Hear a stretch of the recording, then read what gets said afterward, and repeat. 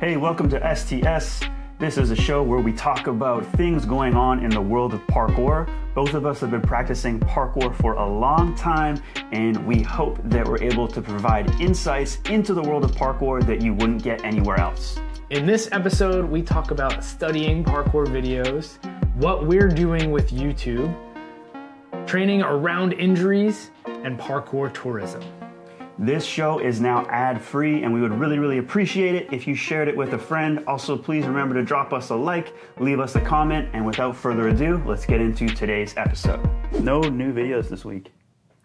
Not one. Come on, guys. I told you.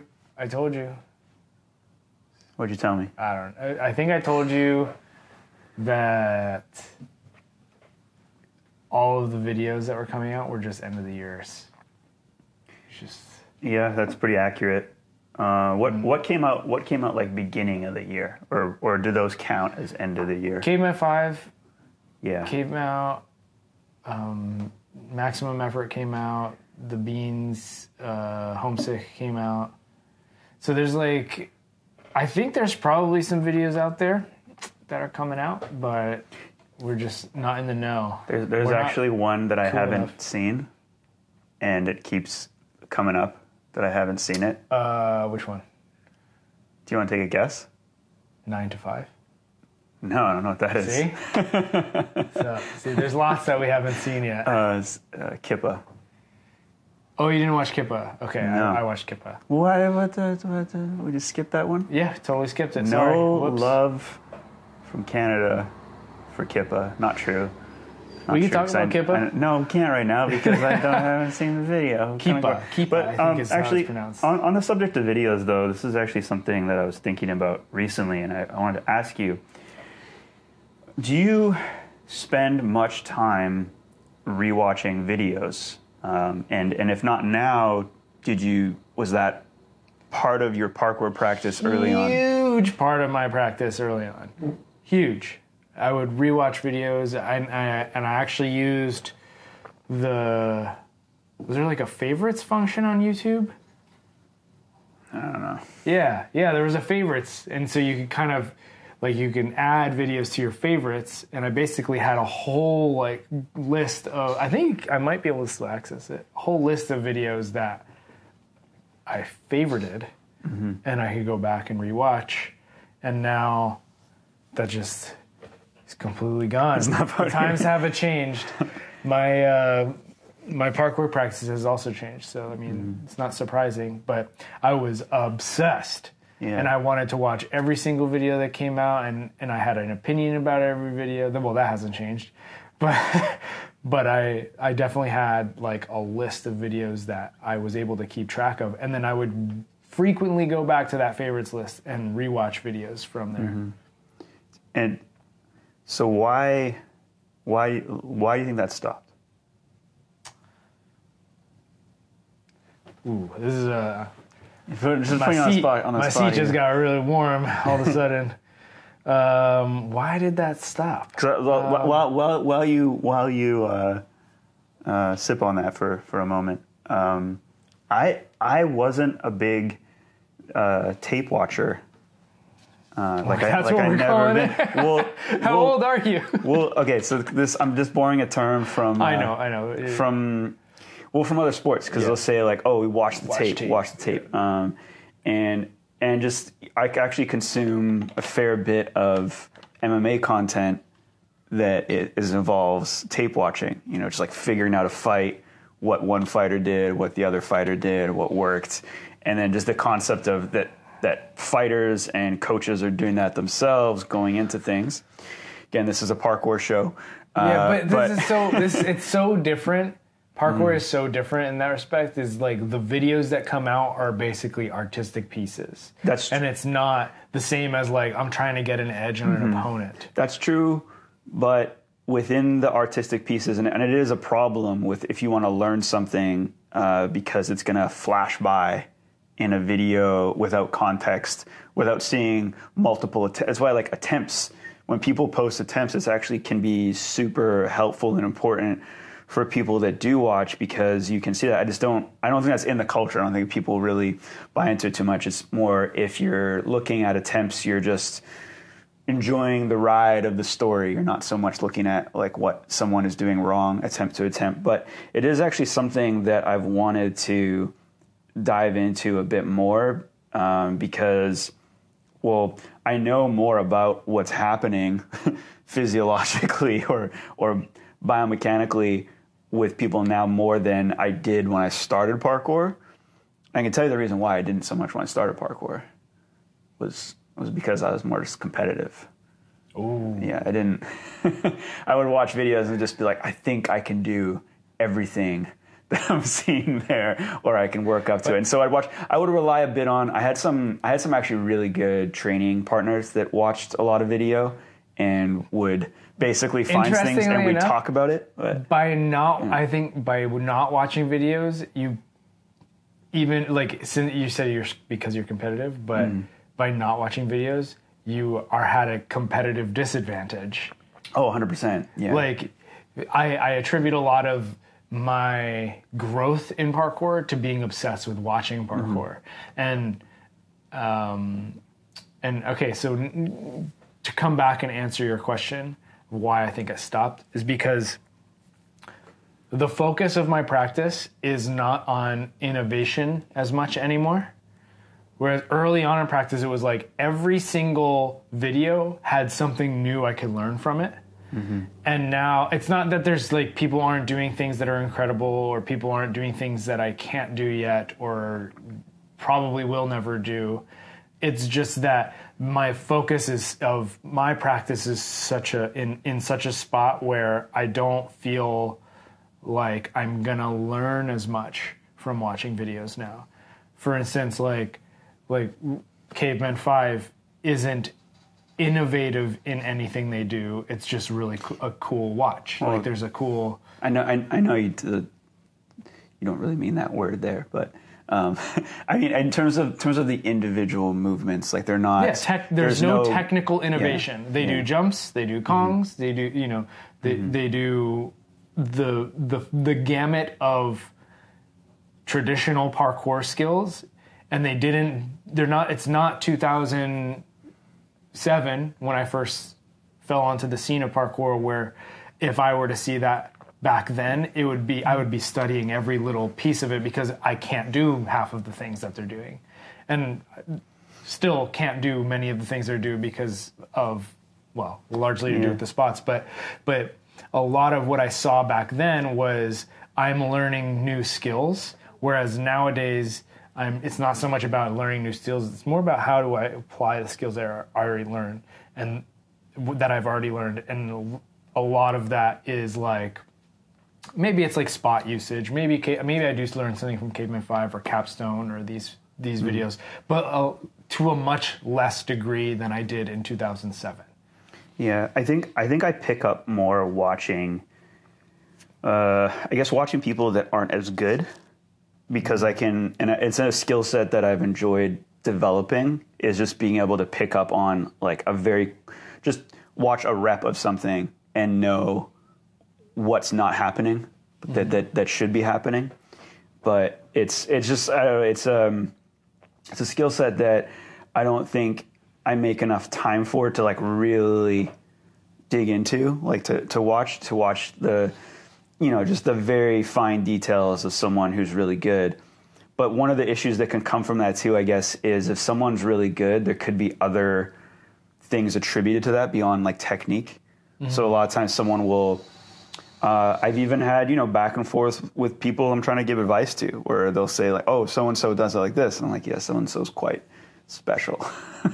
You can't, not everyone's going to have a jump that looks like Tim Champion, or a lache that looks like Tim Champion, maybe be a better example, because he has other things about his own like physiology that are working towards that, and it's not just about his specific technique, although there are things that I'm sure you can pick up on.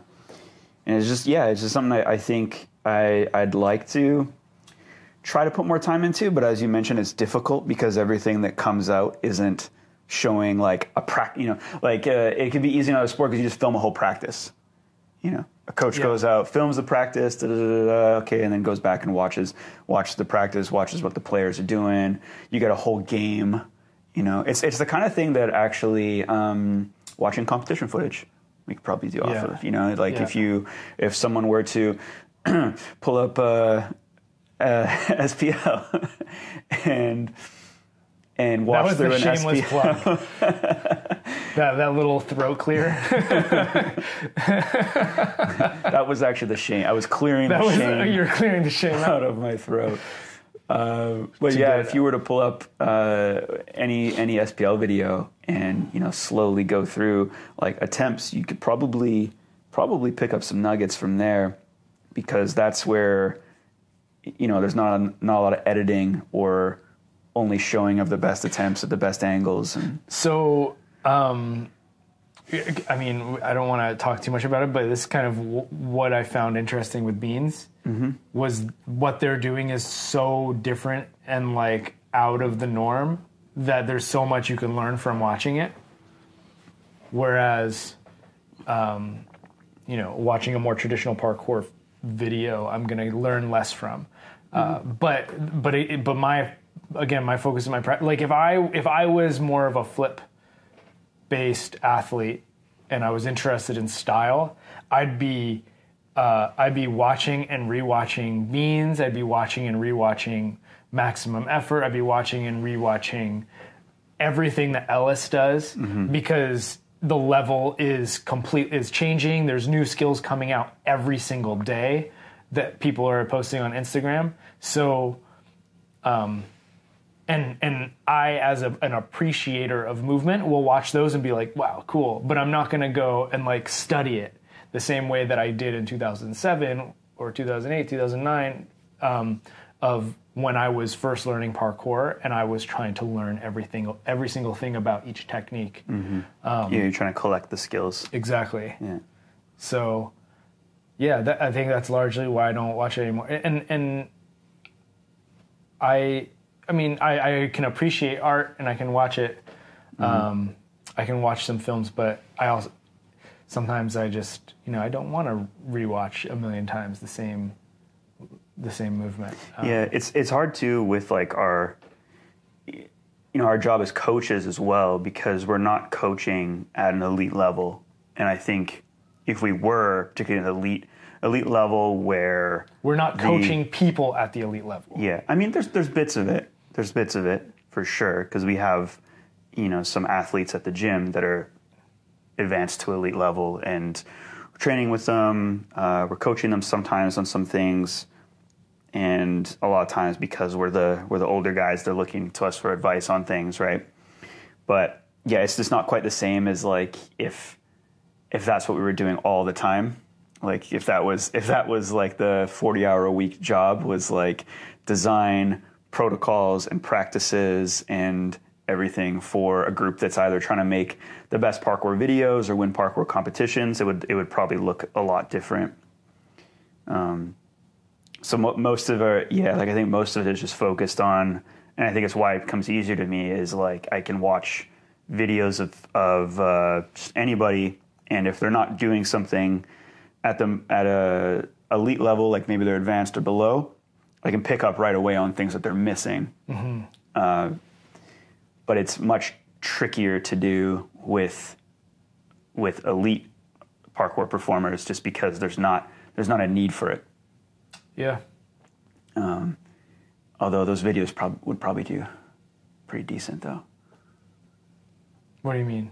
Just like I think even on our own channel, like if we post a video about someone who's elite and are analyzing how they're able to elite. Do, but even like like a Theo Danchek, where it's like Verkey's biomechanics finally explained or whatever, like those kind of things, even if the video isn't very good, it doesn't really matter. I think people are interested because they think there must be some sort of secret, which is like a whole other topic. But it's like I think in general, people are drawn to trying to recreate or understand what someone who is elite at something is trying to do because they think that they can unlock a secret and use it themselves.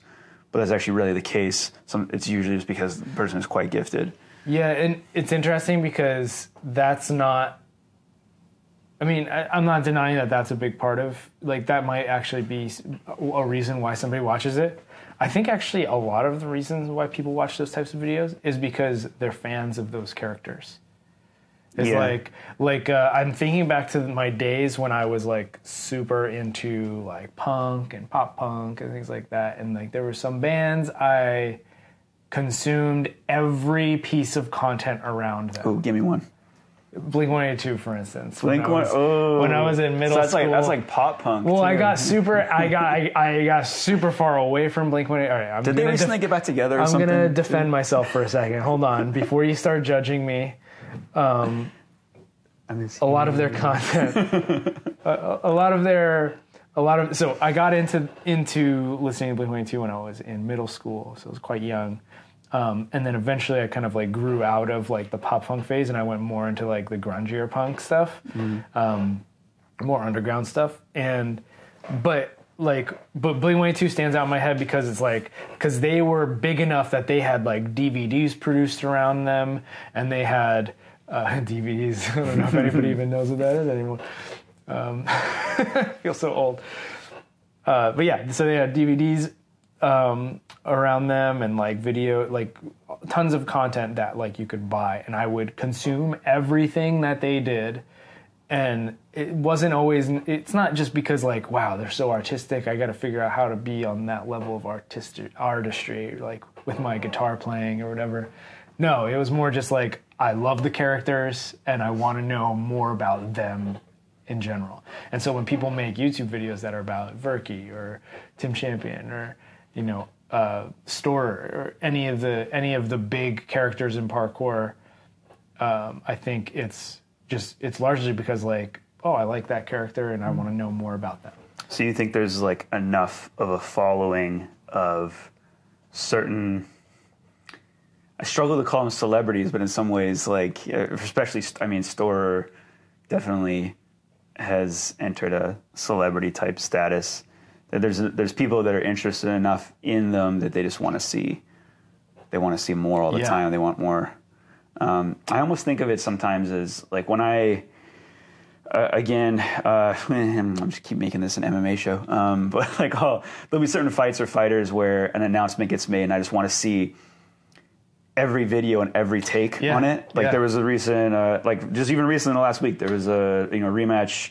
Israel Adesanya versus Alex Pereira is happening again, and I just wanted to see every video, everyone's take on what that means. On the rematch, right? And who's going to win, or what's, like, is the outcome going to change, or what do they even think about the rematch happening and not somebody else getting the fight? Yeah, and I wonder how much that's going to change, too, as like, competition gets into parkour more, because it ultimately will. Like, there's a precedent for that, but also just like room for it in parkour right now, where competition will get bigger, there'll be more of them, and then there'll be celebrities or athletes that get boosted up through competition, and then people will be looking for more video or more content from those specific people. I think we're still quite a long way away from that. Mm-hmm. Also, the deeper we get into like AI technology, the less likely that's going to happen. But I don't know. We'll see. We'll see. I don't want to talk about AI. Will AI ruin parkour? We asked ChatGPT to give us topics for STS, and this is what it gave us. Oh, we should do that. Yeah, we should. Maybe next week. We should do that one. Yeah. Okay. That'd be a good one. You're watching in real time. Rene and I figure out where to take STS. Oh no! I mean, I think I was kind of relieved a bit this week that there was no video, like to really zero in on, because as much as I think those episodes do probably get more views for us and things, it's just not like sustainable, because we can't always talk about a video. also, I feel like we're always saying like kind of the same, like the criticisms are usually the same, and the praises are usually the same.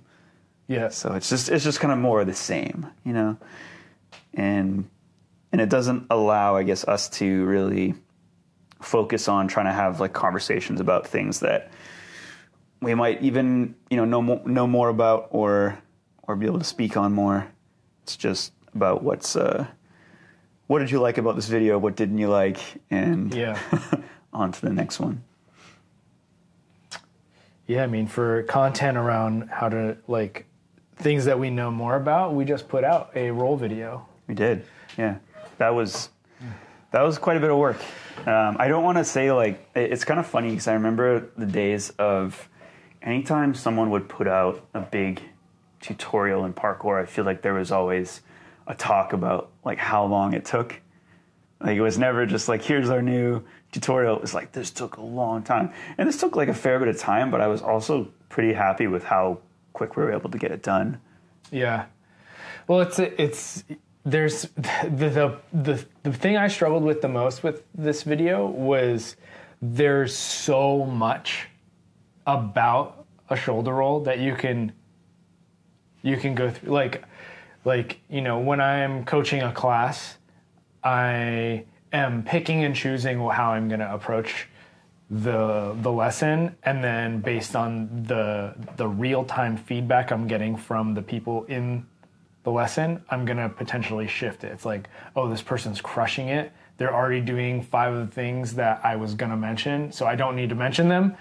Great. I'm going to move on, or oh, this person over here isn't getting it. I'm going to have to break this down even further step by step. So it's in the tutorial, it's like how much of that information do we include in it? And just watching it back today, it's like, there's actually even more that I would almost wish we would have included. Oh, we could have had one more shot of this. Mm-hmm. But at the end of the day, I'm like really happy with what we came up with, because it's a very clear breakdown on how to learn the shoulder roll. And while there's certain topics or parts of it where I feel like, well, we could have elaborated more there, or we could have included 1 or 2 more cues here, it ultimately is going to be a great resource for people to go back and look at if you're a coach, or if you're a student, or if you just need to brush up on your shoulder roll skills because you are in pain all the time and you're developing a roll bump. So, yeah. I'm very happy with how it came together. I thought you did a really good job in the edit. And Thank you. Yeah, we had some comments so far about what people want to hear us talk about more, but yeah, tutorials take a bit longer, and that's why we don't put them out too much, is because as I mentioned, like I was, you know, happy with how quick we did it. We kind of listed out some ideas one week, or just like a quick meeting, and then the next week we just started filming it. We, you know, recorded for 2 days and then edit, and it was just like it was a quick turnaround. But I just don't think we have enough time in a week to do that sort of thing. We can't crank this out super. I mean, we can crank it out we can't crank it out this regularly. Yeah, from like ideas, concept to actually done. So we have some videos that just don't take as long, like a vlog. Vlogs can be like really tedious to edit. I often loathe doing them, but they don't take as much time, because you're just shooting, you're documenting what's happening, and then you're going back and you're just cutting, just making it shorter essentially. Yeah, you're trying to tell the story in a tight way. Yeah, instead of like coming up with the order in which things should happen and then recording it. There's a bit more planning that goes into like a good instructional video, and I think this is one that there's been other stuff we've put out in the past where, you know, it's out there, and then after even like a couple of days, I'm like, we could have done better. Yeah. But this one, I feel like, I mean, I feel like this one's going to stand the test of time. I don't think it's something that, it's not going to be like the last video we'll make on the subject. But I was just going to say, we tried to film a roll tutorial like months ago. Mm-hmm. and It was very different. I was supposed to edit it, and you were like, "Yeah, how's that roll tutorial going?" I'm like, "I hate it. I don't want to. We need to redo this. We need to do a better job." And I'm super glad we ended up doing just redoing it, because I think what we ended up coming up with this time was leagues above what we did the first time. Yeah. But I almost feel like we needed to have that experience of the first one to realize, no, we can't do a tutorial like this. Yeah. I guess this is a bit of behind the scenes too for anyone who's been kind of keeping up with what we're trying to do on YouTube is we're just trying. We're just trying stuff, and you get what you get. but I do think we're getting better. Some of the getting better is just being able to do things quicker. And I think a year ago, even was it about a year ago that we kind of decided to. It was about a year ago that we decided to make the push to maybe a little more. It was October, I think. October or September of the previous year. So it's been a year and a couple months. Because when we opened the gym, it's we got the YouTube. We started putting out some stuff about the gym. We had the whole mixtapes that would come, but we didn't really have any consistency or strategy or anything with it. And then I guess a year or two ago we were kind of revisiting it, and some of the videos that we started with were just almost no editing. So if you go back and look at some of our Coach Explained, where I think some of the Coaches Explained videos, the content is good, but there's a lack of editing and a lack of I don't know. Well, it's not even editing. It's just that a lack of planning. We're just gonna talk about this because we know how to talk about it without taking breaks. But I mean, the goal. I mean, what we're doing with YouTube is essentially trying to translate all of the knowledge and experience we've gained over the last decade or two into to an audience that might be interested in learning about parkour in some fashion. And whether that's somebody who's already coaching, somebody who's been practicing for a while, somebody who's brand new, we want to try to reach them with a better, with maybe, I don't know, information about the topic that they're interested in some fashion. And so what are we most expert in? We're most expert at coaching. I mean, we've been coaching for, at Origins since the beginning, which has been 2012, I guess. So over a decade of coaching. Yeah, I mean, I started coaching in 2006. I started getting paid to do it in 2006. That's a long time ago. But I think with those early videos too, it's just getting started. And I mentioned this before we started recording today, that one of the big motivations for it was that I was consuming a lot of YouTube content that was just talking head type content, very little editing, just someone, there's you yourselves watching this. I mean, this is talking head, right? We're going to be talking for an hour and some change here, probably, give or take. And there's not going to be any editing. There's going to be a little bumper at the beginning, some at the end, and, just everything in between. Or they might not even be listening to this on YouTube. They might be on Spotify or Apple Podcasts or whatever. But specifically on YouTube, I was looking at a lot of talking head content, and I was just thinking, you know what? This could happen in parkour. There could be this sort of thing in parkour. And then I think you started saying oh, it would be better if we were actually in the gym, able to move a bit and talk about some of the things. And so we started, I think one of our first ones was just talking about our love for step vaults. Yeah. And so you can go back and find a video where we just spent 25 minutes geeking out on step vaults. And some of the early comments, people would approach me and be like, "Oh, it was really good. I really liked it. But you guys maybe should do some cuts in there." Yeah, it's kind of long. It's kind of long. And I was like, "No, you don't get it.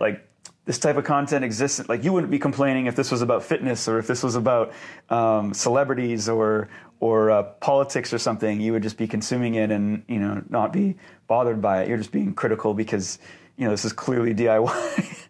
But not. I mean, every YouTube video is DIY, but you get what I mean. It was clearly a novice attempt at doing something like that, or a first attempt, and we kind of kept rolling with it. And I think the difference now is, personally, I know I've got way faster at editing, and so that's helped a lot. I think I think we've also basically freed up some of our time from coaching. So neither of us have as many like coaching shifts as we did like a year or two ago. And yeah, so the focus is on this, on media. We're still coaching. We're still coaching, and that's super important. Yeah, because I mean, man, we've been coaching for so long, but I mean, I've said this to you before, but man, every year I still learn something new about how to approach a skill, or every week, or even some of the more junior coaches, they'll do something, and I'm like, oh, that's a brilliant way to break that skill down. So there's still, even after so long of doing it, there's still a lot of learnings that are happening, and that's actually one of the things that I'm hoping that our YouTube pursuit is going to translate to, which is, hey everyone, sorry for the interruption. We want to remind you that STS is ad-free. So please share this with a friend so we can reach more people. Leave us a like, and without any further ado, let's get back to the conversation. Continue to document those learnings. And a lot of this is legacy kind of things. It's if I mention this to you, if I got hit by a bus tomorrow, all of the information in here about how to coach a step vault, or how to coach a roll, or how to coach a climb up, or any parkour skill is gone with me, unless some other coach knows about my methods or thoughts around it, or we document it on video or audio or whatever, or written. Well, media lasts forever. Yeah. Unless someone hacks our YouTube and deletes it. But yeah, media lasts forever, and it's it is kind of the thing. I would encourage.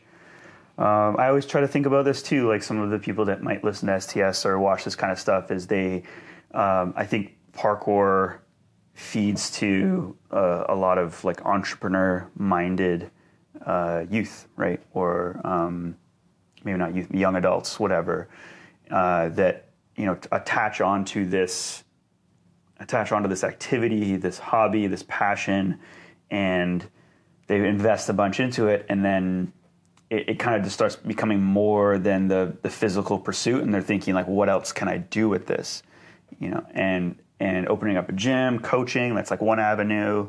But I think there's tons with media. I think even channels like Jimmy the Giant, probably the best example now. He started off as he started off very promising as I'm going to tell stories about parkour, and then, but that's what it's, it was really cool to see when he started, and maybe it's not too late. I would love to see him get back to trying to tell more stories about parkour. I think he ran into some of this. I mean, it's hard to do a weekly video. It's hard to, he would run into the same problems we have trying to have a conversation about parkour every week, which, we're doing now. It's oh, cool. There's nothing really new popping right now. We got to figure out some sort of conversation. But I don't know. I think he could do it. I think he'd probably be sacrificing maybe some view count, because it's very easy to just pull from other subcultures and make videos. But it was really cool to see that someone would just take the storytelling, because there's still tons of untold stories in parkour. There's still untold topics, and he clearly had a knack also for planning out a video and editing it and everything. And yeah, it would be cool to see him get back to that. It would also be cool to see someone else fill those shoes. It's really awesome that Josh. That Josh Dowie is doing, he's kind of found his voice through the format that he's choosing to do. Because he had a podcast that he was doing weekly, and it just wasn't picking up. And he's just found okay, maybe if I shorten this and I can fit in jokes and just edit them so that they actually hit and everything, that he now has something that's very consumable that people are very excited about. And it's freaking awesome. I think there's definitely room for more of that type of. I mean, it doesn't have to be the same format, but there's more. There's room for people to grow in parkour in other ways. Yeah, you can look at outside of being a pro athlete. Look at any other sport too. Look at any other sport, and you have I could say like sprinting. There's so many like sprinting and plyometric accounts on Instagram, on YouTube, on like just people doing the same thing, but they all find kind of their own audience because they're speaking about things a little bit differently. So I just think there's so much room in that to be filled in parkour, just particularly just through media. If people aren't just like afraid to get started, turn a camera on and just start trying to do it and be consistent, like we talk about, like, make you said like what Mr. Beast says, it's like make 100 videos, and you'll learn something along the way, and probably get a bigger following because of it, because you just keep doing it. Yeah, this is true. You can affect more people. Well, what was the other thing I wanted to talk about? What a topic. Yeah. That was a big... I mean, we weren't even planning on talking about YouTube at all. Yeah. But I think, parkour has lived on media since, like, its inception, really. Like, that's what spread parkour, and that's what continues to spread it. Especially YouTube. Like, when YouTube came around, it was such a powerhouse in getting people into parkour. It was the reason I got into parkour. I know you were pre-YouTube days. Yeah, I know. Downloading them zip files on the forums. Uh-huh. I was a forum kid, but I was at the point where YouTube was. Yeah. Actually, 2005 or 2006 was when YouTube was started, and I first watched parkour in 2006 on YouTube. Yeah. Just thinking, like, because you were talking about creating like a playlist and everything that you would, or a favorites list that you would watch through, and I think I guess at the time I'd already felt like I had a grasp for like the fundamentals, and so I was just training and stuff, and like I had that competitive mind, which I had multiple rude awakenings that I was like nowhere close to. But I just remember just telling my young self so many times that whatever any athlete from wherever was putting out, if like someone put out a video and there was a bunch of huge Kongs and stuff, and I'd be like, oh well, like that only seems like a foot further than what I'm doing. I'm sure I can work up to it. If I just go train hard tomorrow, I could probably do that.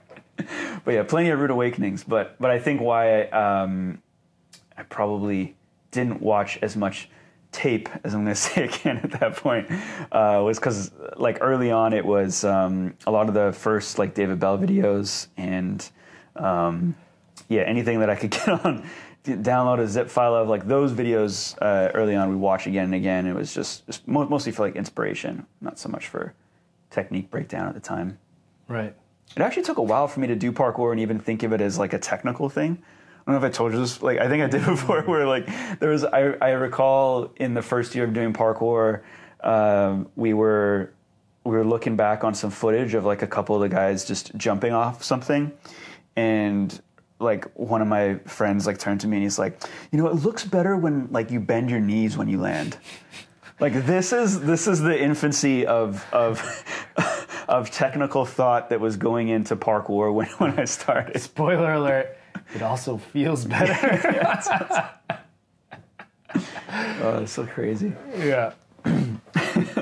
But I think one of the other things I wanted to talk about today that I mentioned to you was just I've just had some thoughts about injuries recently. And I guess like I don't want to frame this. I guess there's a lot that goes on because parkour is this thing that again like mostly lives on media, lives on Instagram to some extent, and there's nothing that allows an athlete to, or that forces an athlete to show up, right, and perform. So for example, if you were a parkour athlete, and this affects store you hear about all the time, right? Yeah. Where they got to put a weekly video, and so you kind of get to know which stores are injured, which ones have things going on. Have you seen this week's episode? No. I mean, I didn't watch it, but have you seen it like pop up? No. What's on it? They're doing like backflips, and the loser has to eat a ghost pepper or something. what does this tie into about injuries? Or are you just thinking that? They're not doing parkour. Like, they're just doing standing backflips. So it's like, clearly it's like, I don't know. It just feels like, this feels like a very clickbaity kind of video, but it's also very far away from parkour. It's kind of like when they did we got stuck in quicksand video. Yeah. And it was like, I actually watched that video and I was like, this was mildly entertaining, but there's zero parkour in it. Right? So it's just kind of, was everybody injured that week? Did they just have no ideas? Were they just like, this will be fun and we'll, Yeah. But yeah, like they're all having to show up. So 7 of them. At least there's a lot of them, but they're all having to show up every week and essentially perform at a high level. Well, like, hey, think about this. Think of a crew of 7 here, and it doesn't have to be guys that hang out all the time.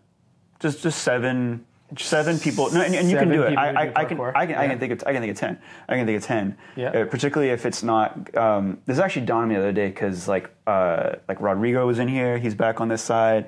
We had like Michael Hill. We had Ari up from Bellingham. So if you kind of spread it out a bit, and like there's actually Bellingham. I know, but it's close enough that like and he's the type of guy that is willing to come up here like once a week to do stuff. But So pick your team of 7 in your head, and like, do you think that team could put out weekly content if that was like their job?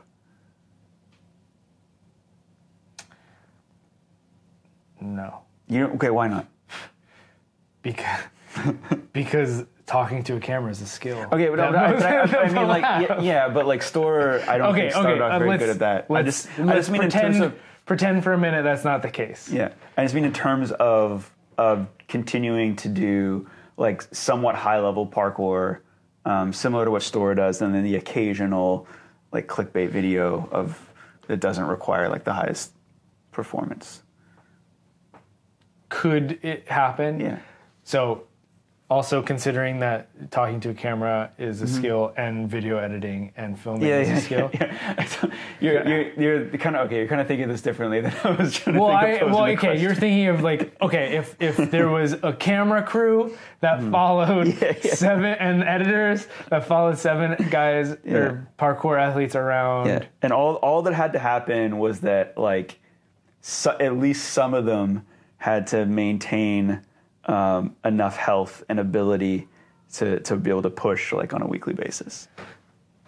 Yeah, it's probably doable, right? Because like I even think like right now jumps are off the table for me. Like I just have I have jumper's knee, and I've been kind of playing like the half in half out game with it for too long, and then that's just a hard habit to get out of, and so like actually taking the time to address it is a bit of a challenge. I know you yourself got some little things here and there, but it's like if you got a team, you can still kind of keep this ball rolling, and then the roles of the players on the team like shift around a bit. But like again, like Store is one of the only crews out there or like high performing parkour athletes that you get to hear about what's going on. Whereas I guess what I was like alluding to in parkour is just kind of this weird thing where do you think that most people hide their injuries? Like, and when I say people, I mean specifically ones that are frequent Instagram posters and clearly have like maybe some sponsors or things that rely on like their frequency, or it's very, very clear that it's important to them to have a high frequency to get the views, to get the followers and stuff. Do you think do you think we have a lot of hidden injuries? We definitely have a lot of hidden injuries, but I think there's a lot of nuance there, because I think you could also be like, struggling with knee pain.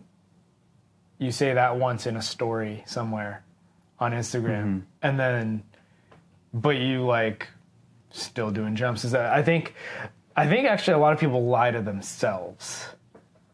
What do you mean? Myself included, of like, this isn't an injury. I'm just going to keep jumping on it. Or this isn't, it's not as bad as it actually is. So I'm just going to push through it. It's like when Pablo was here, I've mentioned something about, I think I have like some tendonitis. And he's like, oh yeah, I think I have tendonitis too. You just jump anyway. Yeah, I had the same. Just ignore it and pretend it's not a problem. Yeah, I had one of the same sessions with him, and then eventually I had to press the stop button. Yeah, but yeah, I mean, obviously there's varying degrees of like severity too. But yeah, I think a lot of people do end up hiding their injuries. But I also think that because of the nature of social media, it's like sometimes people are like, "Oh, I would have made the jump, but." Foot hurts, like so. So it's like they're also willing to share it. But yeah, I mean, are there people out there hiding their injuries? For sure. I mean, Lin Young was talking about on the Store podcast how she had broken both of her wrists on like a Ninja Warrior thing, and was hiding it essentially, not posting social media because like she couldn't because of jobs or sponsors or whatever. So. I mean, that's an extreme example where potentially her income was dictated by her not presenting injuries publicly. Yeah, maybe. But yeah, I mean, like if you see me training, you're like this last year, you're probably not going to know that I have like some knee pain going on.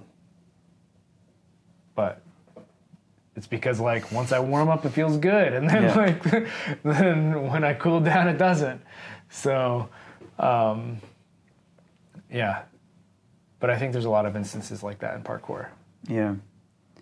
I don't know. It's just like it's kind of what we were talking about earlier too. With they're not being games or anything to watch video of and stuff. There's like so much hidden things I think just going on with parkour athletes, particularly athletes that perform at the high level, unless they're really young, and they're not running into issues as much. I don't know. I'm not sure like so much if it's like a problem as much as like I'd like to. I think it just would be helpful to know because every now and then I'll talk to people and we'll just start talking about groups of athletes or groups of people they've trained with and like who's doing what and who's doing okay right now. And it just seems like there's actually like quite an overwhelming number of people that are actually like in pain or like out of parkour. And it's kind of unfortunate that I guess it's not talked about or shared more because we could probably learn some things if there was at least like some kind of consensus, I guess, with it, is what I'm trying to say. Well, I guess, like, what are you hoping to know about, like, every single injury that everyone has from parkour? Like I mean, that seems really. Like unreasonable, right? But yeah, not really. And like, how severe does the injury have to be for it to be like, for you to have knowledge about it? Yeah. Right. It's like. I dislocated my finger one time. Not related to parkour. I still kind of feel a little bit. Yeah, I guess to go back on what I'm saying, it's also true for professional athletes in other sports to hide injuries. Right. So, yeah, I guess you don't get it in any sport really. Mm-hmm. Yeah. Yeah. Well, that was a stupid topic. I don't know what I'm talking about. Well, it's interesting because it's like, do we know? Like, if everybody hides their injuries, then we don't know the effects of parkour on our bodies long term. Yeah. Like, there's been several high-profile parkour athletes who have essentially stopped doing parkour probably because of injury. But we just don't ultimately know. Yeah. I think one of the other things, too, is, like, when you look at older practitioners, the ones that have been doing it for a while, like your Sebastian Foucons, who still kind of does some parkour, and people aspire to it. They'll be like, oh, like like longevity, and we kind of had this talk before where it's like, I personally had to make like or I guess I still am, so, like making peace with the fact that I wasn't training for longevity. Like I thought I was for a long time. I thought just being fit all the time, because I've kind of like made that a part of my identity, and maybe even taken some pride in the fact that I'm like, I don't know, there's not a period in the last like 20 years where you've been able to take a picture of me and been like, Rene looks out of shape, look at that belly, you know? Like it's just I've always stayed in shape, even if I was like on one leg, and just never really thought like taking a break was necessary. And now I'm kind of running into this point where it's like things like my knee, where it's like, I'll be like half in, half out. I'll always find ways to move and train around. And maybe sometimes the solution was like, oh man, maybe I should have just taken a month. You know, and a month sounds like a long time. And this is the kind of stuff I'm trying to tell like Holden right now, because he's 20 and he's got jumper's knee, and it doesn't seem to go away. And then like as soon as he has a good day, he's pushing it again. And it's like, man, like take an extra week. Just, you know, you feel like going back, take an extra week, because that is like a speck in the grand scheme of like the next, like you have 10 years plus that you could progress. Like he has 10 years he could progress in parkour. Like linear. I'm talking like linear, unless like something catastrophic were to happen to him. But, you know, assuming that doesn't happen, he could have 10 years of like linear progression, if it's just like if someone like him were to take a week, 2 weeks, a month, 3 months at a time when it's needed. And like here I am trying to get through like a strength phase. You know, we're following periodization. We're in kind of the off-season strength phase right now, but it's intense. You know, you're training strength, and it's intense and super and intense. it's like I'm thinking have I ever gotten through a phase without having something? And it's probably no. Like I've probably never. It is crazy. It's crazy. But then I think about like, again, professional athletes who again aren't training necessarily to be healthy. They're training to perform.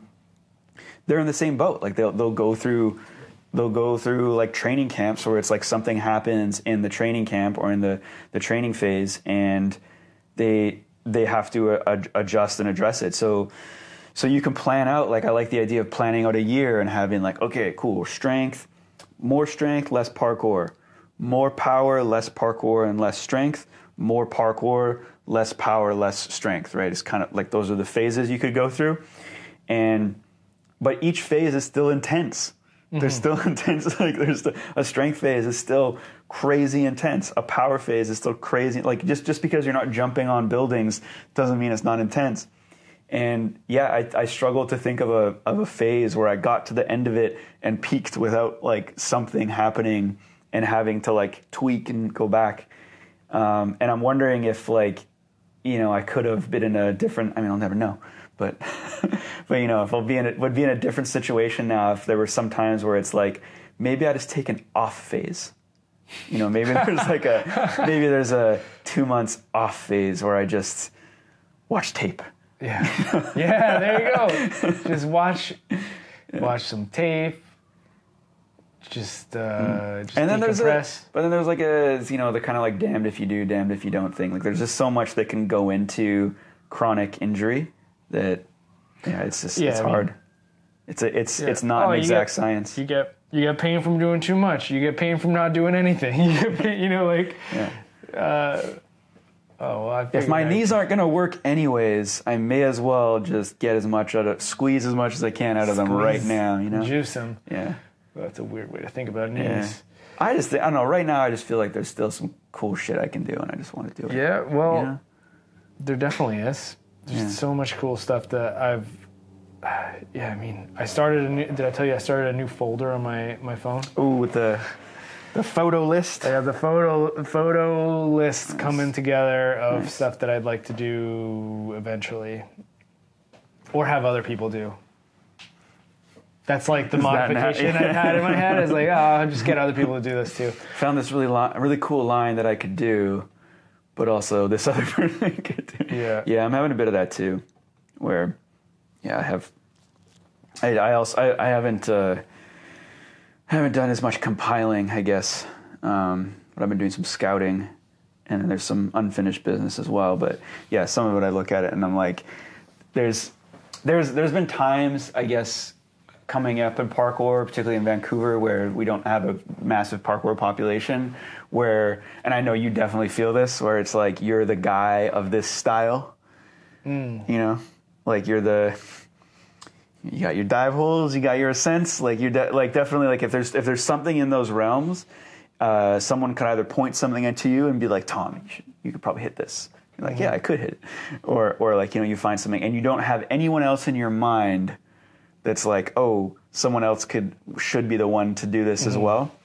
And now, like for me, because I don't have any like glaring strengths. Do you know what I mean? Like, yeah, it's just like I think about guys like Holden, Ollie, Nathan, and I'm like, man, they can, or even the guys that were up here on the weekend, Ari, like Michael Hill, Rodrigo and stuff, and like there's so many lines and challenges like, oh, this would be super cool, this be super fun, but also I can think of 7 other dudes that could hit this, like, and maybe hit it better, unfortunately, right now. But still not discouraged though. Still want to be doing those cool challenges. Yeah, sorry, I don't know. I don't know what I was trying to say there.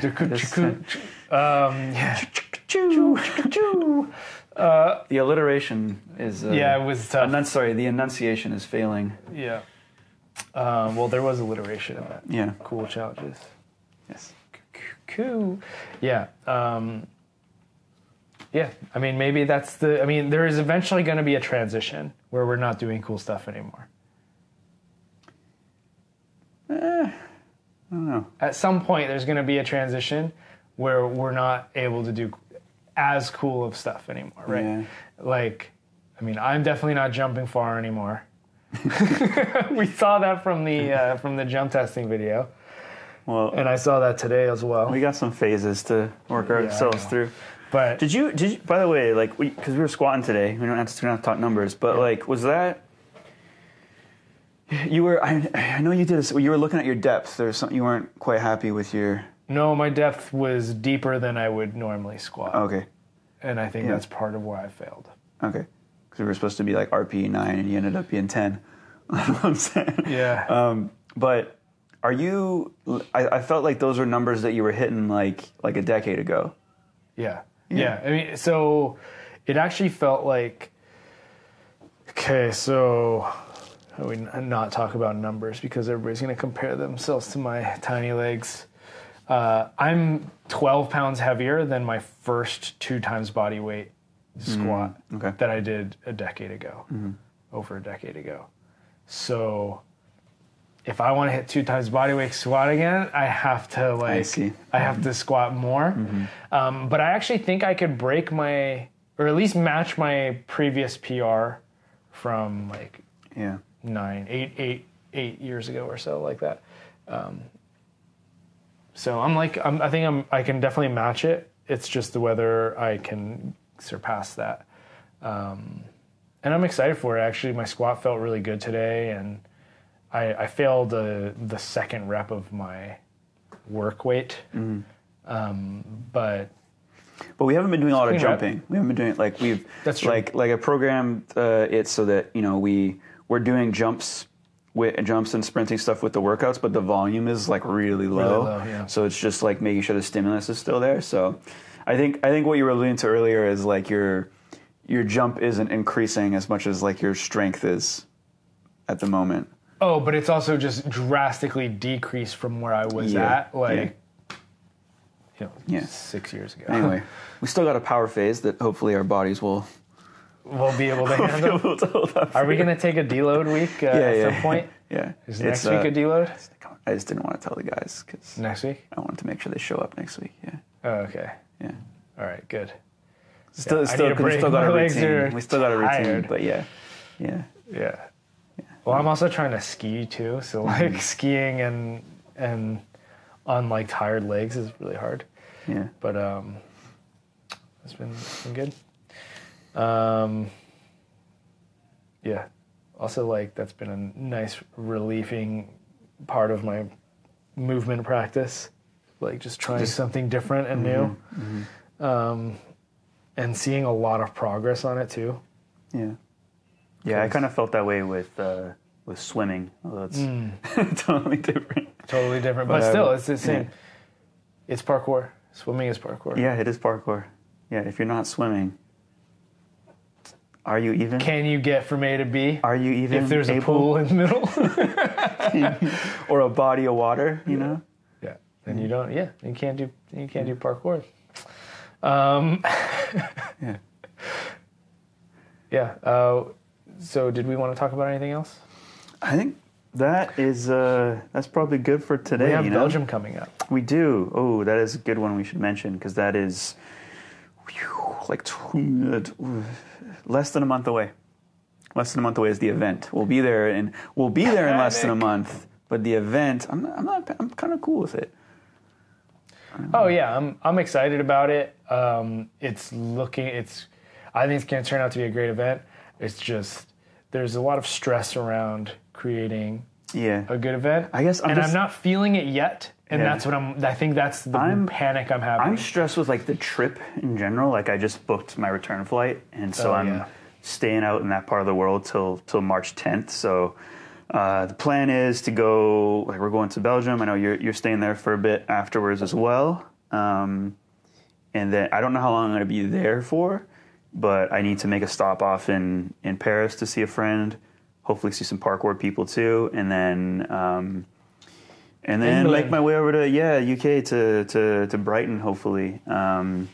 So hopefully see some familiar faces and have some good times. But I guess what's like stressing me out right now about it is one, like I'd like to be able to jump when I'm over there. Yeah. And so like I was just having a conversation with physiotherapist today, like just about kind of like my game plan, and it's like, okay, cool. Like part of the reason I brought up like your asked you about like your strength and stuff too is I actually feel like I've peaked in strength again right now, which is really cool. Like I'm definitely feeling strong. Yeah. I hit a PR today. Oh, like, sick. For the box squats, but like I have a previous box squat PR, so it's not like I'm if someone were to do squats and then hit a higher number on a box squat, it's like it's not a PR until like you've really maxed it out that move, or like but like it was kind of crazy. So yeah, like I'm peaked in strength right now, which means I should give myself a bit more of a break and really try to get healthy and try to like address some knee pain. So got less than a month coming up before the trip. I feel like it's enough time to get dialed in, to get healthy. Oh yeah, and then reload, and then hopefully be able to hit some jumps while I'm out there. But that has been stressing me out. That was actually like stressing me out so much about like planning the trip and everything, was just how I was physically feeling. Like I don't want to.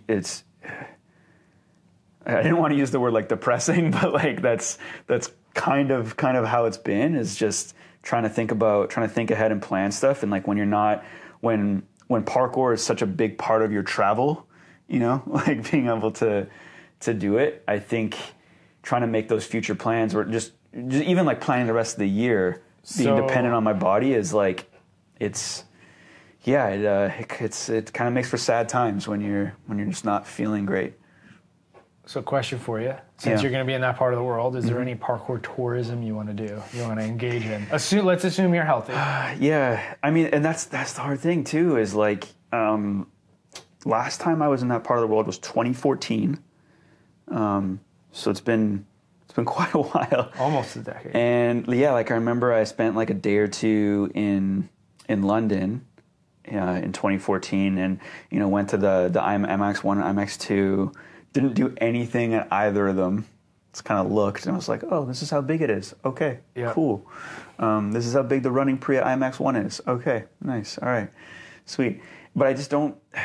I know what I can get out of myself in places, and I'm not as attracted to going to landmarks and trying to do things that were done anymore, particularly because like the levels just got insane. Oh yeah. So it's like I'm not gonna you know, like if you were to hit to hit like the running pre at IMAX 1, for example, which I haven't done, and I don't think I would do on this trip anyways, because I think that's like maybe a 13-footer, 12-footer, maybe.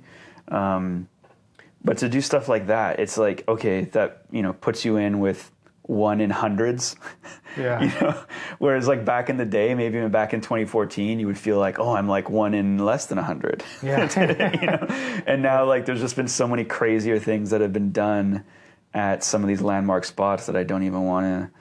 I don't know. I just want to move on train. You know, if I see something cool, I want to be able to do it. I want to be able to push myself. Yeah, I mean, I'm probably not going to be in Brighton at all during this trip, but I kind of want to do the wall run. Oh, the suicide wall run. Yeah, because I stopped there in 2018. The idea of that terrifies me. because of what you said, because you went, and I remember the closest sort of feeling I had to that was like Tampa Stride, because we went, and it pissed me off, man. And I remember I trained running prees, like I was talking about this the other day, like how much time I put into running prees in the last maybe like 5 years, even like through injuries and stuff, just realizing it was a glaring weakness, like mentally, to commit. Because I remember going to the Tampa Stride that you can prep it right next to it, and I remember just hitting it and hitting it and hitting the prep and hitting the prep and just flawlessly, and then going off, okay, I'm going to try it, and just knowing like, oh, no, I'm just not committing. I actually felt like when I actually committed to the Tampa Stride, I felt like it was easier than doing the prep next to it. Like the ground level prep next to it feels like more effort than when you're actually doing it. I could see that. Yeah, gaps are different than floor sometimes. Yeah. By the way, when was that we went together? Was that 2015 maybe? Oh no! Wait, it was post Achilles rupture for me. Yeah. This is how I remember things. Yeah. Your life is separated in terms of devastating injury, and then life before and after. I have no recollection. I'm gonna say 2016 or 2017. I'm gonna say 17, because I'm gonna say I was healthy enough to hit it, and then part of the things was like I just hadn't been able to hit things like that. And then I just came back to Vancouver on a mission to get better at running trains after that. Yeah. So and then I didn't actually do it that year. I went back like the next year, like maybe 6 months later, something like that, when I was visiting my family. Yeah. But I was so jealous. Yeah, I got it done. Yeah. Checked it off. Yeah. Don't ever have to do it again. But the suicide wall run. Yes. Yeah. So I went there. So I literally popped up on my phone the other day as a picture that I took of the suicide wall run. Yeah. With like Callum in the picture, and I'm just like, oh yeah, I remember that day. I was like, I did some stuff there, but prepping it. It was like, I measured it out. It's like, oh, this is really easy. It's like not particularly hard. You do 3 steps on the wall. I can clear the rail. Because I would rather go at it from the right side, which is Didn't Store have like a video, like before the big wall? I think they had a couple with the wall. Yeah. And they were like, some of them hadn't done it yet, I think. And they were prepping it with like a stick into the wall and stuff like that. Yeah, and it's not like physically, it's not super hard. If you know how to do tic-tacs, it's really easy. You just lean away from the wall. But as soon as you take it over the gap, it's like, ooh, yeah. So I don't know. I feel like if somebody else was there prepping it with me, then I might have eventually got into it. But it was just literally me and like Callum just like standing there watching me, like just hanging out with me. And I was just like, okay, this is not going to happen today. So I did something else. I did some other, like I did the ascent. Well, this is like an expectation thing too. And it's like such an unknown expectation to have a landmark challenge. And depending on how good you are, you know, like I could see Holden going to Brighton and having no issue.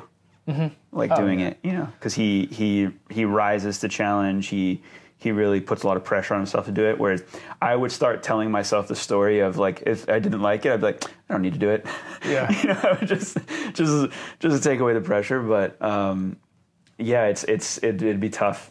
Be tough for me to go to any landmarks with the intention of I'm going to hit it if it was my first time going there and I didn't do any, like everything I've ever achieved in parkour that I've seen as difficult has come with tons of prep.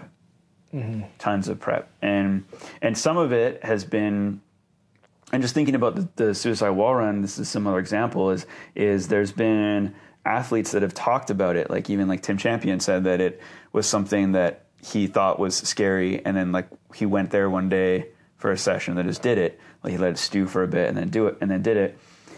And I see it as like you see like some of the different challenges and different ways it's been approached. It seems to be one of those things where I imagine after you've done just run across the gap, that those other things start to get unlocked a lot easier. Once you realize that it was just like kind of like a mental thing to get over. And I felt that way about other things like in Vancouver that were, hard for me at one point.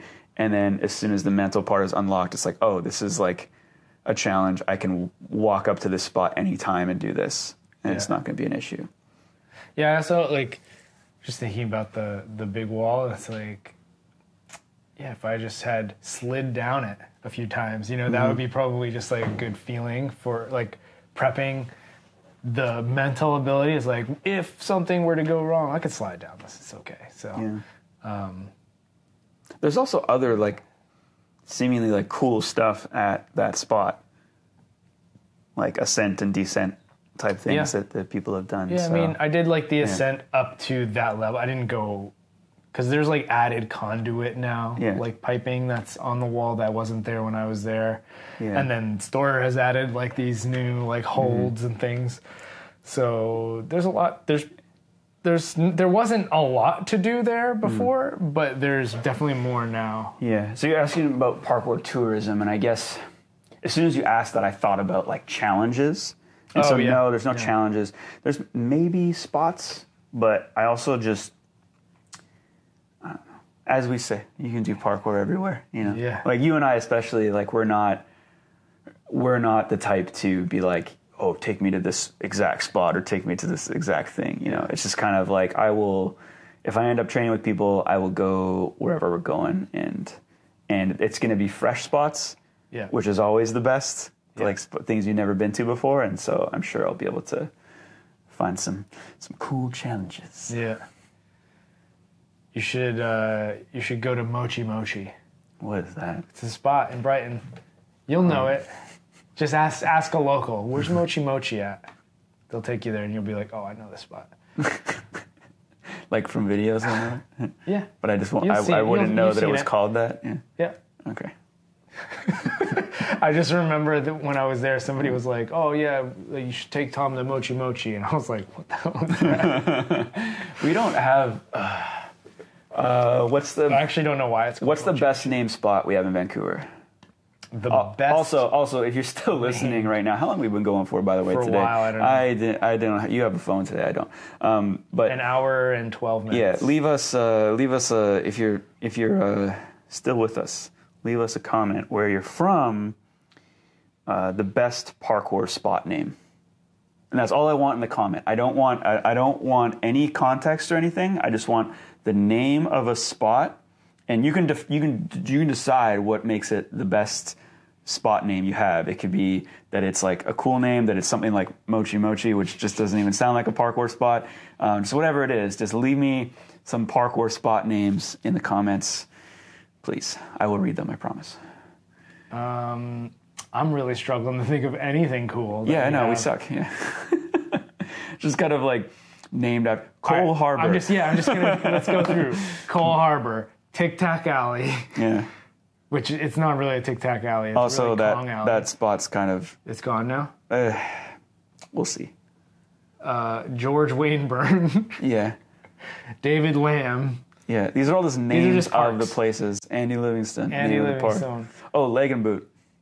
Oh, that is the coolest one. Leg and Boot. Leg and Boot. Especially because of the story. The context that you don't want other people saying. Yeah. The context is what matters here. Yeah, and that's it was funny because I went there with Rory on Friday, and he said that he'd actually been to some of the, but he hadn't been to some of the areas of it because that's actually a really good neighborhood.